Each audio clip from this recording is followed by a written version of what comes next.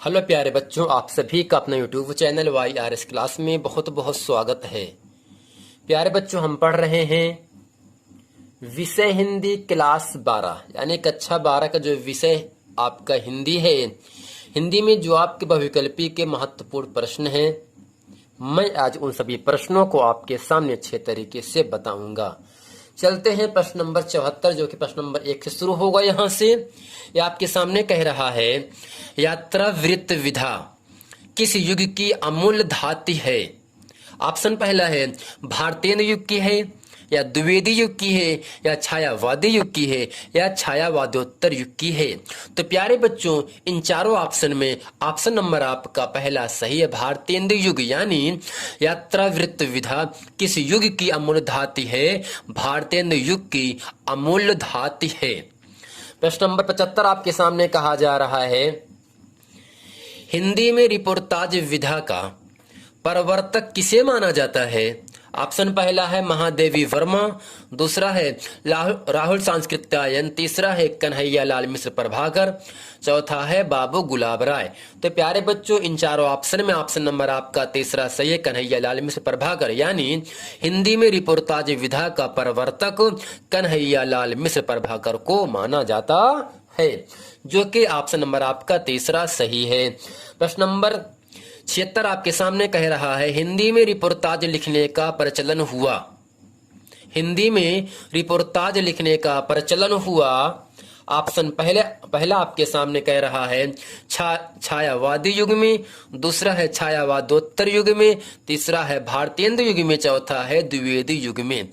तो प्यारे बच्चों, इन चारों ऑप्शन में ऑप्शन नंबर आपका दूसरा से छायावादोत्तर युग में। यानी हिंदी में रिपोर्टाज लिखने का प्रचलन किस युग में हुआ, छायावादोत्तर युग में हुआ, जो कि ऑप्शन नंबर आपका दूसरा सही है। प्रश्न नंबर 77 आपके सामने कह रहा है, हिंदी साहित्य में डायरी लेखन का उद्देश्य है। डायरी लेखन का उद्देश्य है, ऑप्शन पहला है जीवन वृत्त, दूसरा है समाज सुधार, तीसरा है आत्मालोचन, चौथा है संस्मरण। तो प्यारे बच्चों, इन चारों ऑप्शन में ऑप्शन नंबर आपका तीसरा सही है, आत्मालोचन। यानी हिंदी साहित्य में डायरी लेखन का उद्देश्य क्या है, एक आत्मालोचन है, जो कि ऑप्शन नंबर आपका तीसरा सही है। प्रश्न नंबर 78 आपके सामने कह रहा है, हिंदी के प्रथम डायरी लेखक कौन है। हिंदी के प्रथम डायरी लेखक कौन है। कौन है प्यारे बच्चों डायरी लेखक। पहला ऑप्शन आपके सामने कह रहा है धीरेन्द्र वर्मा, दूसरा है इलाचंद जोशी, तीसरा है शमशेर बहादुर सिंह, चौथा है नरदेव शास्त्री वेद तीर्थ। तो हिंदी के प्रथम डायरी लेखक कौन है, इन चारों ऑप्शन में ऑप्शन नंबर आपका चौथा नरदेव शास्त्री वेद तीर्थ। यानी नरदेव शास्त्री वेद तीर्थ हिंदी के प्रथम डायरी लेखक हैं। प्रश्न नंबर 79 आपके सामने कह रहा है, मेरी कॉलेज डायरी के लेखक कौन है।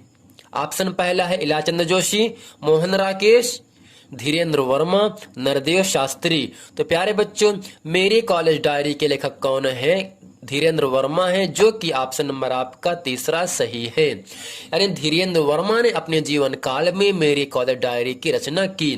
प्रश्न नंबर 80 आपके सामने कह रहा है, भगवान महावीर एक इंटरव्यू नामक काल्पनिक भेंट वार्ता के लेखक हैं।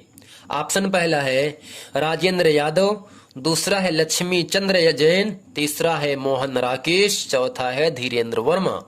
तो प्यारे बच्चों, भगवान महावीर एक इंटरव्यू नामक काल्पनिक भेंट वार्ता के लेखक हैं। इन चारों ऑप्शन में ऑप्शन नंबर आपका दूसरा लक्ष्मी चंद्र जैन। यानी लक्ष्मी चंद्र जैन कौन है, भगवान महावीर एक इंटरव्यू नामक काल्पनिक भेंट वार्ता के लेखक है। यानी भेंट वार्ता के लेखक कौन है, लक्ष्मी चंद्र जैन जी हैं। प्रश्न नंबर 81 आपके सामने कह रहा है, बड़ों के प्रेरणादायक कुछ पत्र के संकलन करता है। ऑप्शन पहला है बैजनाथ सिंह विनोद, वियोगी हरि महादेवी वर्मा, चौथा है हरिवंश राय बच्चन। तो प्यारे बच्चों, बड़ों के प्रेरणादायक कुछ पत्र के संकलन करता कौन है? इन चारों ऑप्शन में ऑप्शन नंबर आपका दूसरा वियोगी हरि, यानी वियोगी हरि को बड़ों के प्रेरणादायक कुछ पत्र के संकलन करता है। प्रश्न नंबर 82 आपके सामने कह रहा है, चिंतामणि किस लेखक के निबंधों का संग्रह है? तो ऑप्शन पहला है महावीर प्रसाद द्विवेदी, दूसरा हजारी प्रसाद द्विवेदी, तीसरा है आचार्य रामचंद्र शुक्ल, चौथा है विनोबा भावे। तो हम उम्मीद करते हैं प्यारे बच्चों, आपने कक्षा 10 में जो आपका गद्य साहित्य का जो पहला पाठ है आचार्य रामचंद्र शुक्ल है। कौन है? इन्होंने क्या किया? आचार्य रामचंद्र शुक्ल हैं, जो कि चिंतामणि की रचना भी की। तो आपसे इतना ही कह रहा है, चिंतामणि किस लेखक के निबंधों का संग्रह है? आचार्य रामचंद्र शुक्ल का क्या है? निबंध संग्रह है। तो प्रश्न नंबर 83 आपके सामने कह रहा है, आर्यों का अधिदेश किस लेखक की रचना है? ऑप्शन पहला है श्याम सुंदर दास, हजारी प्रसाद द्विवेदी, संपूर्णानंद, वासुदेव अग्रवाल। तो प्यारे बच्चों, आर्यों का आदिदेश किस लेखक की रचना है? इन चारों ऑप्शन में ऑप्शन नंबर आपका तीसरा संपूर्णानंद, यानी संपूर्णानंद ने आर्यों का आदिदेश की रचना की। प्रश्न नंबर 84 आपके सामने कह रहा है, हरिऔध का पूरा नाम क्या है? हरिऔध का पूरा नाम क्या है? ऑप्शन पहला है अयोध्या सिंह उपाध्याय, ख है सच्चिदानंद हीरानंद वात्सायन, तीसरा है जगन्नाथ दास, चौथा है नाथुराम शर्मा। तो प्यारे बच्चों, हरिऔध का पूरा नाम क्या है? इन चारों ऑप्शन में ऑप्शन नंबर आपका पहला अयोध्या सिंह उपाध्याय। अयोध्या सिंह उपाध्याय ये हरिऔध का पूरा नाम है। प्रश्न नंबर 85 आपके सामने कह रहा है, छायावादोत्तर युग का काल है। ऑप्शन पहला है 1868 ईस्वी से 1900 ईस्वी तक, दूसरा 1900 से 1922 ईस्वी तक, तीसरा 1919 से 1938 ईस्वी तक, चौथा है 1938 ईस्वी से वर्तमान तक। तो प्यारे बच्चों, छायावादोत्तर युग का काल है, समय सीमा है।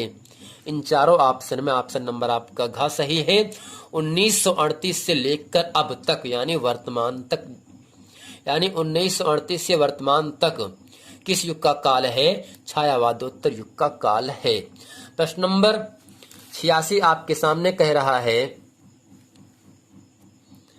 मुंशी प्रेमचंद अज्ञे का जन्म काल है।